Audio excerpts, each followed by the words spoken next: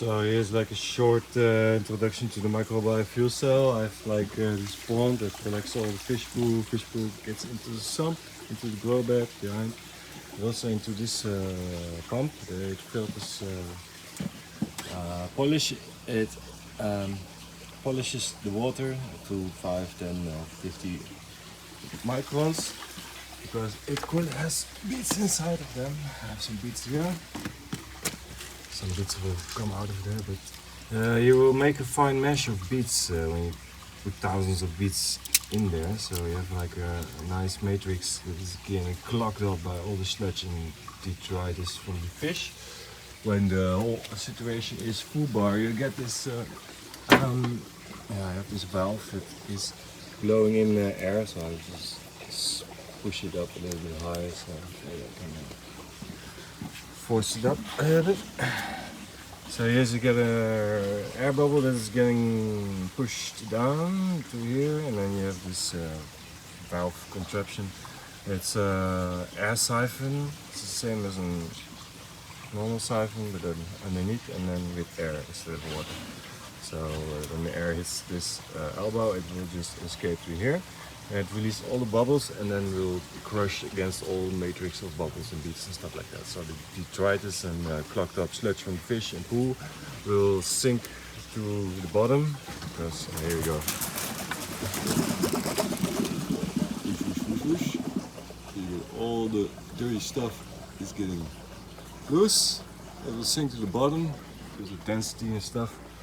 And then with this sludge, when the air escapes from here, water will fill up the vacuum that we create here because nature hates that. And then air goes here, water goes with a fast amount of speed, like, and will flow over this corner. And then I have this volume that will settle the rest of the sludge and concentrate it, so I can open up the valve, and then pure sludge will come out of it and will be drained into the siphon, the microbial fuel cell reactor, where I have electrodes spaced on the top. So you have the oxygen reaction on the top, and you have the anaerobic reaction with the bacteria underneath. So this section is filled with graphite sponge plates, and these are biological and chemical stable. I have some here, like these. This is graphite filter sponge. It's not filter sponge. It's been used in vacuum ovens for isolation, for heat and stuff like that, because it also conducts vast amounts of heat. But it's also conductive. It's carbon, and it's really low in resistance. So we talk about maybe 1 ohm plus 30 centimeters, something like that, maybe 2 ohms. So it's a little bit of a 3D hotel mesh for microbial life, like bacteria. They can just grow aside these electrodes, and fish poo is being dumped on a basis X amount of time between, and then they will decompose the biomass without oxygen, so you have a different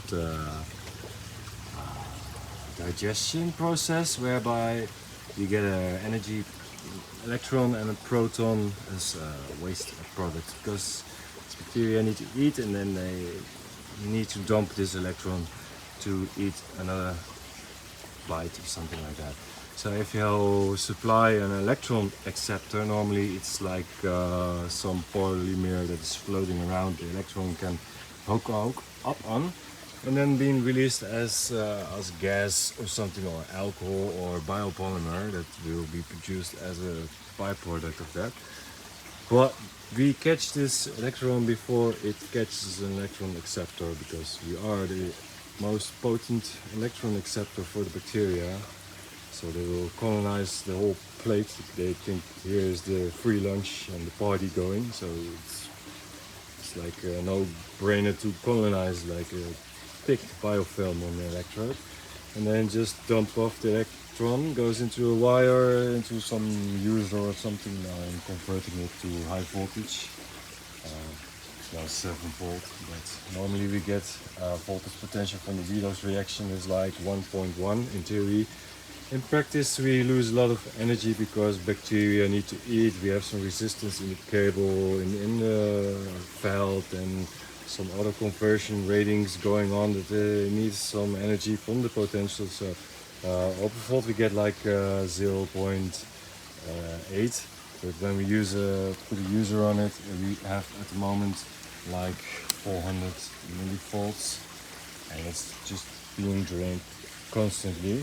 So it's like an active process that's continuing 24/7, depending on the temperature, because we need to have some temperature to do stuff like normal life. So under 17 degrees it will go like down, but in this warm climate in summer coming, you get a great activity into such vessel, and you can just output continuous power. But 0.8 and 0.4 volt is not much, so I use a converter to ramp up the voltage. This multimeter has a little bit of resistance, so it's declining, but if you just leave it off, for example, it was like 8.76, it would just climb up until it's not able to push up to the resistance of the leaking of the capacitors.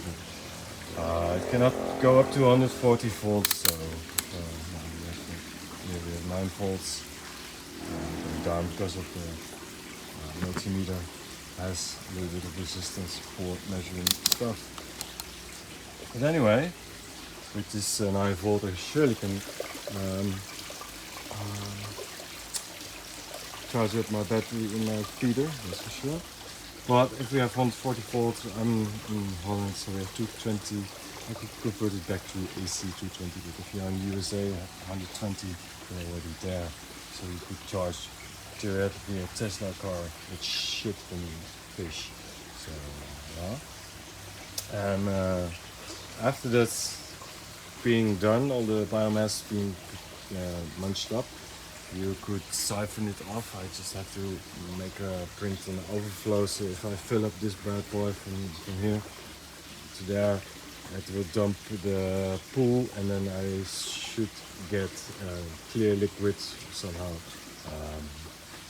with an overflow or pass through, I don't know.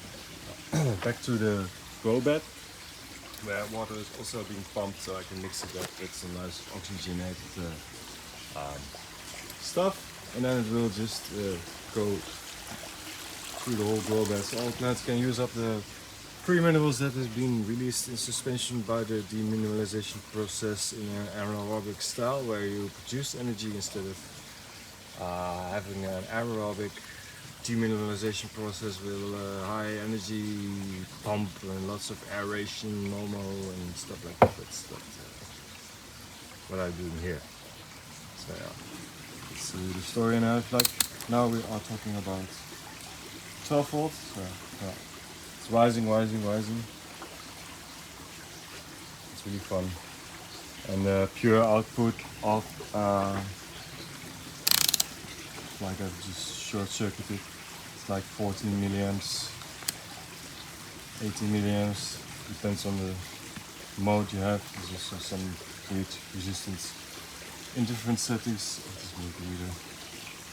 We're talking about not big amount of power, so normally this multimeter doesn't give a shit about the resistance. But these situations, if you have a cheap one, it does. But it's really nifty. It will go down and will stabilize around 6-ish, 4-ish. But yeah. And if we just stop using, it will climb up again. So we have 2 energy production over here. It's like a third source next to wind, solar, maybe 4th source hydro. And we also have micro hydro, electricity, moisture, paper, stuff like that. That's maybe for another episode. Anyway, this was a short tour of the microbial fuel cell. I think you have many more questions, so leave them in the comments behind. So yeah.